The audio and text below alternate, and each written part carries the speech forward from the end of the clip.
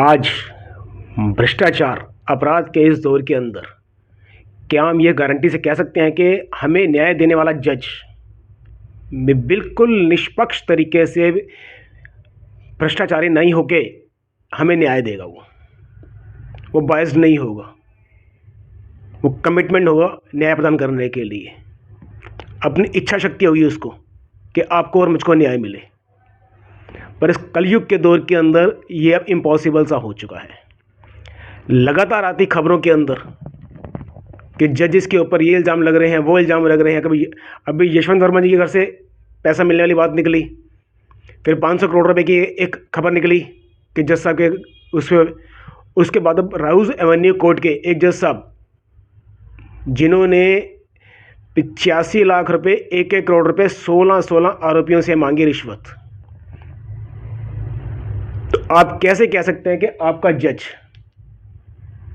In the interest of the neutral natural justice करेगा? वो जब आपको विश्वास नहीं है तो फिर क्यों नहीं निष्पक्षता के लिए फिर आप कोर्ट के अंदर ये डिमांड करते हैं आप कि we the people of the India, Bharat, हमें अपने चलते मुकदमों के अंदर अब ऑडियो वीडियो रिकॉर्डिंग चाहिए निष्पक्षता के लिए, कि हमें पता चले कि हमने क्या कहा और क्या सुना।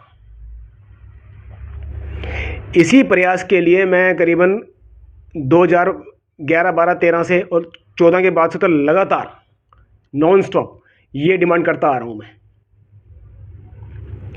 दिल्ली के साकेत कोर्ट के अंदर जस्टिस मोनिका सरोहा जी और जज मधु जैन, रनु भट्टागर जी, अमरनाथ जी, इनकी सभी की कोर्ट्स के अंदर मैंने अपने अपने मुकदमे के अंदर ऑडियो वीडियो रिकॉर्डिंग की डिमांड करी। फैमिली कोर्ट के अंदर, महिला कोर्ट के अंदर, जैसा कि होता है हमारे देश के अंदर कि बिल्ली के गले में घंटी कौन बांधे, तो अपने गले के अंदर कौन मुसीबत ले। इसलिए जज साहब ने बड़े आराम से उस टाइम कहा था कि हाई कोर्ट की रूलिंग नहीं है, हमें ऊपर से आदेश नहीं है कि हम नहीं कर सकते। न्याय करना हो, अच्छा काम करना हो तो 100 बहाने होते हैं ना करने के, लेकिन टालना हो, इनजस्टिस करना हो, डिले करना हो तो कोई इतने सारे कानूनी तरीके इनके पास हैं कि आप उसको इमेजिन नहीं कर सकते आप। तो आज की वीडियो में आपको बताऊंगा कि मैं अभी हमारे ऊपर एक मुकदमा चल रहा है 2015 से। हम लोग हमारी संस्था विज्ञान भवन के सामने अपने पोस्टर लेकर खड़ी हो गई थी। उस समय वहाँ पे पीएम, सीएम, सुप्रीम कोर्ट के मुख्य न्यायाधीश, हाई कोर्ट के जस्टिस और डिस्ट्रिक्ट कोर्ट्स के प्रिंसिपल सेशन जज, सभी की हर साल वहाँ पे एक नया ज्वाइंट कॉन्फ्रेंस होती है जो 1 से 2 दिन चलती है, जो हमारे हितों के लिए बात करते हैं।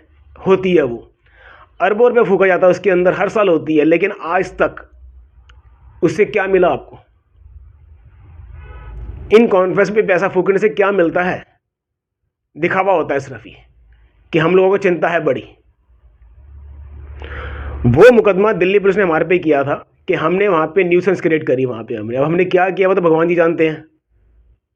ये दिल्ली पुलिस और सरकार तो नहीं जानती है और ना ही ये न्याय व्यवस्था जानती है, पर फिर भी उसको 10 साल से हम फाइट कर रहे हैं कि हमने कुछ ऐसा अपराध नहीं किया जो कानून के दायरे के अंदर ना आता। हमने जो भी किया कानून के दायरे में किया, लेकिन हमारे देश के अंदर मुकदमा करना आसान है, उससे निकलना बहुत मुश्किल है। वही हो रहा हमारे साथ में, पर जो होता है अच्छा होता है।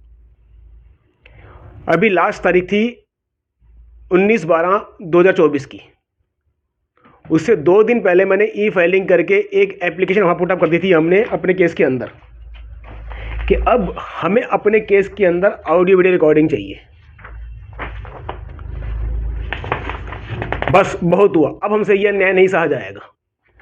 तो ये एप्लीकेशन मैं अभी डिस्क्रिप्शन में डाल दूंगा मैं, और इसके साथ 4 पेज का सबमिशन भी लगाया था हमने, वो भी मैं इसमें लगा दूंगा अभी। तो इसमें हमने लिखा था, हमने तो डिमांड्स तो मेरी पता ही है आपको, जब हम कहते हैं कि हमें ऑडियो वीडियो रिकॉर्डिंग होनी चाहिए कोर्ट्स के अंदर और उसकी कॉपी मांगने पर वादी प्रतिवादी को मिले। तो मैं सिर्फ जो मेन बातें हैं वो इसके अंदर बताया था आपको मैं।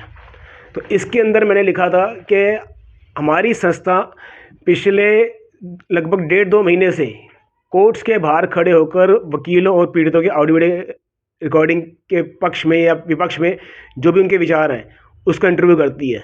तो इसके अंदर लगभग सभी अधिवक्ताओं ने कहा कि कोर्ट के अंदर ऑडियो वीडियो रिकॉर्डिंग होनी चाहिए, वो भी हमने बात इसके अंदर लिखी।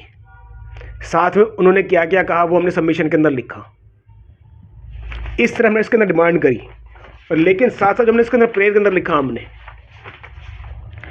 इस मुकदमे को चलते लगभग 10 साल हो गए हैं। तारीख पर तारीख लेते हुए हमारी संस्था के सदस्य पहले 20 सालों तक इस न्याय व्यवस्था से अपने अपने मुकदमों में तारीख पर तारीख लेते रहे हैं। हम सब अब इसके आदी हो गए हैं तारीख लेने के। अतः अब हमें न्यायपालिका में रिफॉर्म की दृष्टि से और 10 साल भी आना हो यहाँ पे तो हमें कोई गुरेज नहीं उससे, या 20 साल भी आना पड़े, पर हम ऑडियो वीडियो रिकॉर्डिंग के साथ इस मुकदमे को आगे बढ़ते देखना चाहेंगे। अतः न्याय हित में माननीय न्यायालय से प्रार्थना है कि इस प्रार्थना पत्र को स्वीकार करें और इस मुकदमे में आगे की सुनवाई ऑडियो वीडियो रिकॉर्डिंग के साथ ही ऐसा आदेश पारित करने की कृपा करें। इस तरह की हमने इसमें अपनी डिमांड रखी हमने। और लेकिन साथ में अच्छी जो 4 पेज का हमने दिया, 4 पेज के अंदर हमने अधिवक्ताओं के वीडियो के सारांश लिखे, उसके अंदर अपनी बातें लिखी, उसके अंदर बहुत सी बातें इसके अंदर लिखी हमने। और लेकिन साथ में जो अंत में लिखा वो थोड़ा सा सुनिए पहले आप।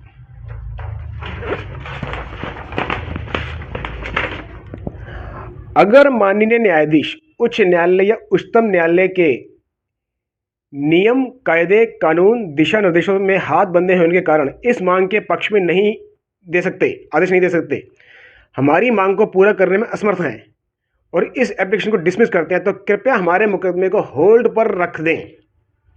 हम आपसे आगे डिस्ट्रिक्ट एंड सेशन जज, high court, supreme court, prime minister, law minister, president, हर वो उस जगह पे जाएंगे और प्रयास करेंगे कि हमारे मुकदमे में ऑडियो वीडियो रिकॉर्डिंग हो जहां से हमें इसके मिलने की उम्मीद है।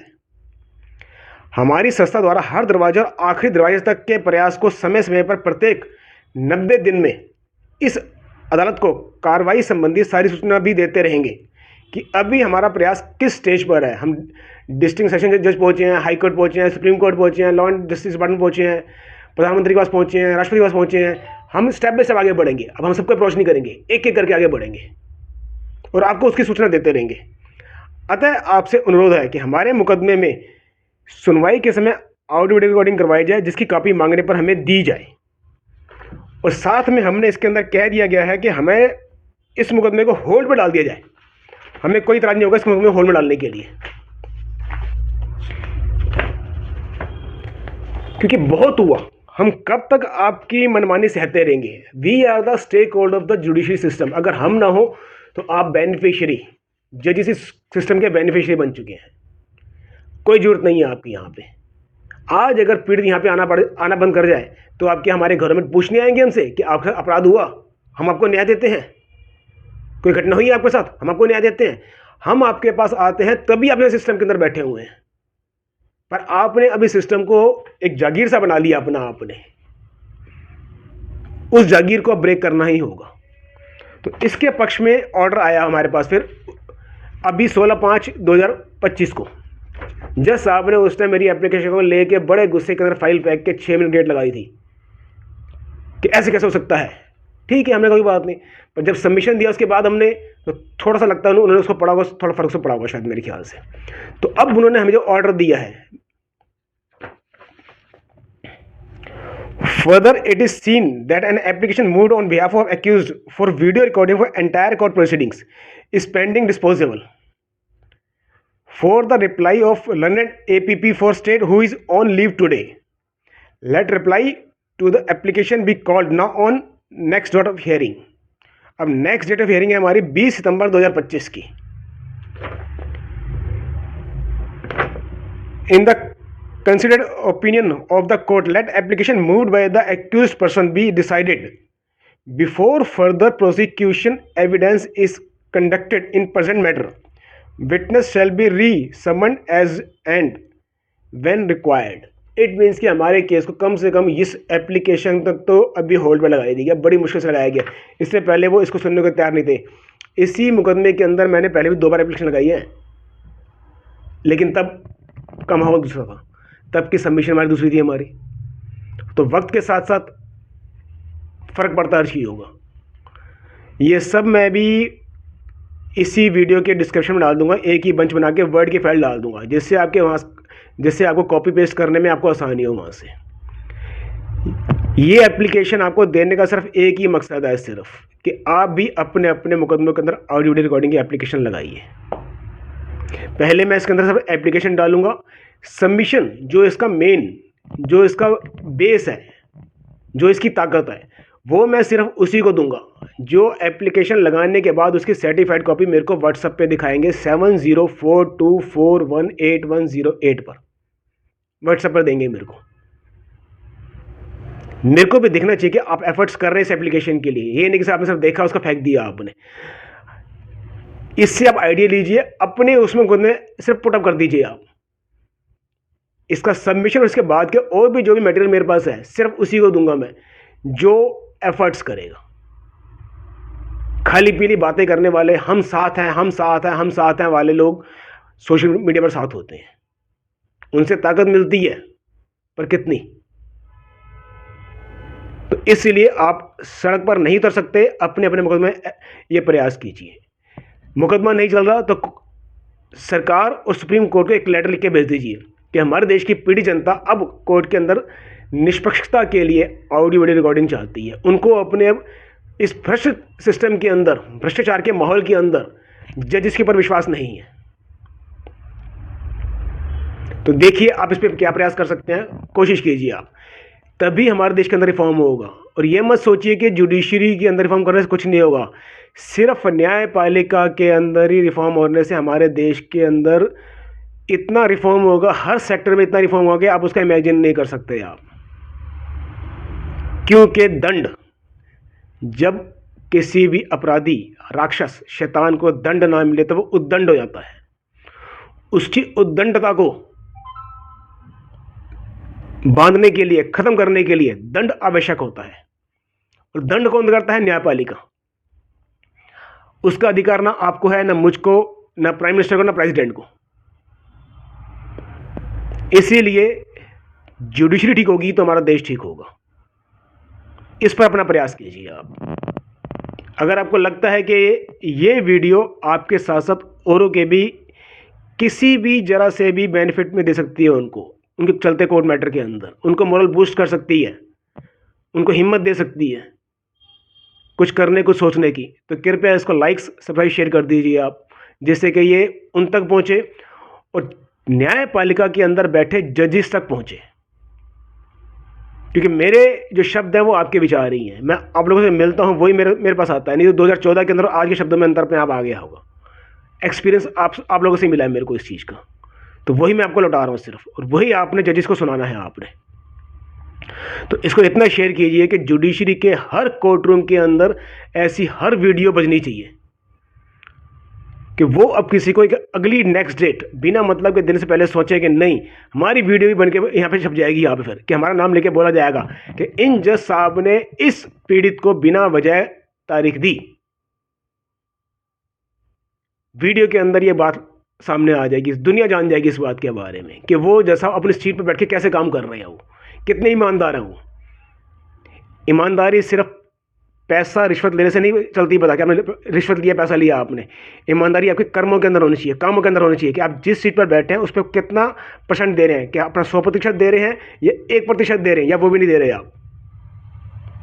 तो जो काम नहीं करता उसको भी भ्रष्टाचारी कहा जाता है। प्रयास कीजिए तभी रिफॉर्म होगा। धन्यवाद आपका।